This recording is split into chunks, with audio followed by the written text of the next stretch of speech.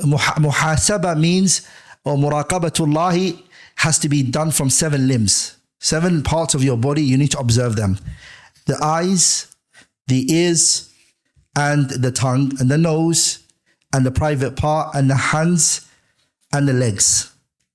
These are the places which a person has to observe and fear Allah regarding it. So remember, today we spoke about Kitab Dhamm al-Mali wal-Jah, that Ibn Rajab divided the knowledge into how many? Ilm which is Zahir and Ilm which is Batin. And we mentioned even the Sufiya divided in those two, but we said there is a way Ahlul Sunnah divided, which is Ilm al-Zahir is referring to Al-Ahkam wal-Fatwa, Ahkam al-Ilmiya and Al-Ahkam al-Amaliya, issues of Aqidah, issues of fiqh, those things. Those are ilm which is Zahir. A lot of people focus on that, they learn it. But some people don't go towards al-Ilm al-Batin, which basically means Tazkiyah al-Nafs, purification of the heart. صح. Learning about خشية الله مراقبته والأنس به صح والشوق إلى لقائه, all these things which are basically العلم الباطن. So the Shaykh rahimahullah ta'ala here, he's going to be talking about the heart. And I, brothers, say this: anyone who's studying the religion and is only focused on learning fiqh issues, halal, haram, and he's studying issues of aqidah only, and he's studying deviated groups only, and is not studying or not reading the books that the ulama have written, these advices. I mentioned a few books of advice that the scholars have written. Laftatul Kabid by Ibn al-Jawzi for his son. I mentioned the Kitab Muwaffaquddin Ibn Qudama's Wasiyah. Ibn Taymiyyah has Wasiyatul Sughra and a Kitab called Wasiyatul Al-Kubra. Ibn Taymiyyah, of course, he's always going to go into his technicality. So his books are hard to just purely be heart softening. He'll always go down the road of refuting a group of two.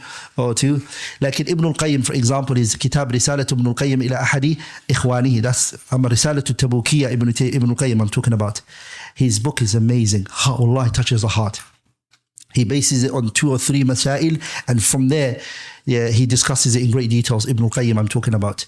We have the kitab by, or the advice that's written by Abu al-Walid al-Baji rahimahullah ta'ala. There's the wasiyah of who? The advice I mentioned of who? Even the kitab by Abu Hatim ibn Hibban al-Busti, Rawdatul Uqala wa Nusatul Fudala. It's a big, beautiful book, wallahi. Beautiful book for Tazkiyatul Nafs. It makes you really ponder and contemplate. Ibn Abi Dunya's Mawsu'a, all these ajza he's written, it's a must read. Ibn Abi Dunya, his kitab is a must read. All of these books, if you're not reading it, guess what's going to happen? The knowledge is just going to be things that you use against other people, and it doesn't really change you as a person. Yeah, brothers. And you have to read these books. It's like we've left these things and we've said that only Sufis have to read this and we don't need to read this. And if we see someone very zuhd and he's aesthetic and he's emotional and he's, we start saying, Akhi, the brother's changed. Subhanallah. He's a bit soft. And Akhi, I think he's going towards Sufi, Akhi.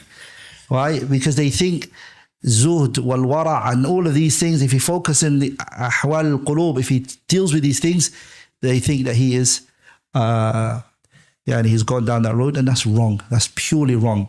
So we need to come back, and this can help us, brothers and sisters, for us to not be reading big books and we're addicted to major sins, or we're addicted to this action or that action, sah? But we're memorizing the Quran, or we're doing all that because Tazkiyatun Nafs is not being touched on. Does that make sense, brothers?